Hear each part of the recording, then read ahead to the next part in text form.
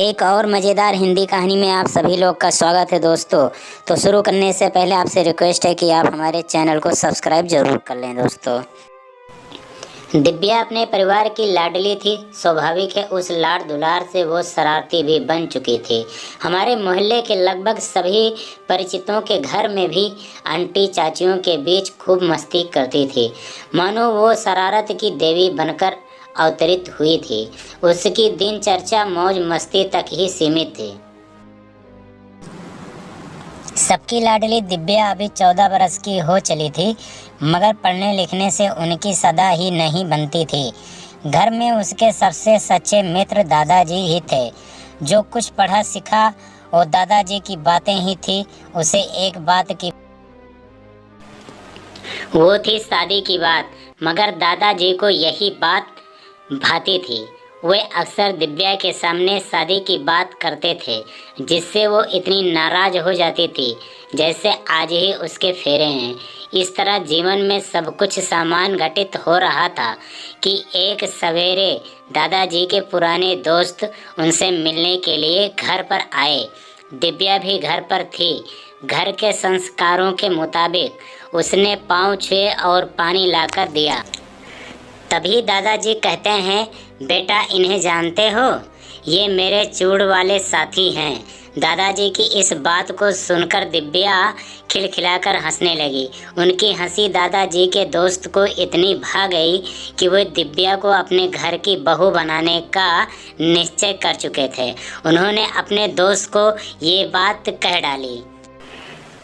दादाजी के लिए ये घर बैठे गंगा आई जैसी बात थी। वे अपनी लाडली के रिश्ते के लिए हमेशा चिंतित रहते थे। उनके दोस्त से बढ़कर अच्छा समधी कोई नहीं हो सकता था। अगली पंचमी तिथि को दिव्या की शादी करने का निश्चय किया। जब ये बात उसके कानों में पड़ी तो वो रोए जा रही थी, मानो उसके प्रिय दादाजी ही उसे घर छोड़वाने पर तुले हैं। इस सब की आस घर वालों को भी थी। दिव्या में भी इतनी समझ तो थी कि शादी का मतलब अपने घर को छोड़कर सदैव के लिए पति के घर रहना पड़ेगा। इस तरह दोनों की शादी बड़े धूमधाम से हुई। शादी के बाद पति पत्नी पहली बार मिले और अगले दिन दिव्या के पिता बेटी को लेने के लिए आए। इस तरह की रहस्य जीवन चलता रहा। दिव्या कभी अपने ससुराल तो कभी मायके आती जाती और ज़िंदगी चल रही थी। दिव्या और उसके पति के बीच अक्सर बच्चों की तरह कहासुनी होती रहती थी। एक दिन दोनों झगड़कर एक दूसरे से रूठे बैठे ही थे कि दिव्या के पिताजी उसे लेने आ गए। दिव्या अपने मायके जाते हुए पति से कहने लगी, अब कभी ना आऊँगी आपके घर। थोड़ा नाराज पति कहता है, तो मत आना जब तक ना बुलाऊं।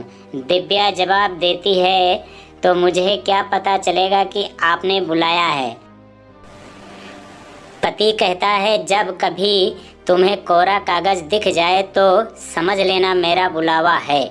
इस तरह कभी घर वालों के साथ दिव्या का कुछ वक्त अच्छे से व्यतीत होता है। जब कोई उससे उनके पति के बारे में पूछता तो वो कहती हैं, अच्छे हैं मगर थोड़े बुद्धू हैं। ये सुनकर सब हंस पड़ते थे। मायके रहते 2 हफ्ते ही हुए थे कि ससुर जी दिव्या को लेने आ गए। उसने कुछ दिन और ठहरने की इच्छा जताई, पर ससुर जी ने भी बात रखने के लिए कुछ दिन और रुकने का कह दिया। कुछ ही दिन बीते थे कि दिव्या को लेने उनके जेठ जी आते हैं। लंबा समय बीतने के साथ ही दिव्या को भी अपने ससुराल की याद आने लगी, मगर अभी भी वो उस कोरे कागज़ के संकेत का इंतज़ार कर रही थी।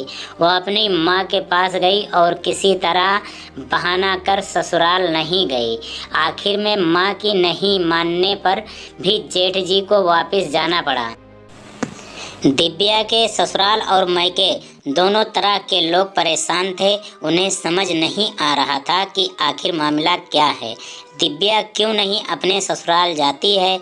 माता पिता भाई सभी ने उसे खूब समझाने के जतन किए, मगर वो किसी की भी सुनने को तैयार नहीं थी। ससुराल में जब दिव्या ने न आने की चर्चा बढ़ने लगी तो दिव्या के पति ने स्वतः ही कोरे कागज वाली कहानी सभी को बता दी। बस फिर क्या था, दिव्या के ससुर जी अगले ही दिन एक कोरा कागज लेकर दिव्या को लेने आ गए। उसे भी कागज का इंतजार था। वो कागज को देखते ही उस पर अपने पति का नाम लिखकर अपना सामान बांधकर अगले दिन अपने ससुर जी के साथ पति के घर चली गई। दिव्या का पति भी इस घटना से बेहद मर्मग्न हो चुका था। इस तरह दिव्या को अपने मन चाहे पति देव पुनः प्राप्त हो गए। दोनों ने मिलकर खूब बातें की। आज भी वो खुशी से जीवन व्यतीत करते हैं। जब कभी उनके बीच कागज का जिक्र आता है तो दोनों के चेहरे पर एक हल्की मुस्कान अवश्य आ जाती है। दोस्तों, अगर ये कहानी आपको पसंद आया हो तो वीडियो को लाइक, चैनल को सब्सक्राइब जरूर कर लें।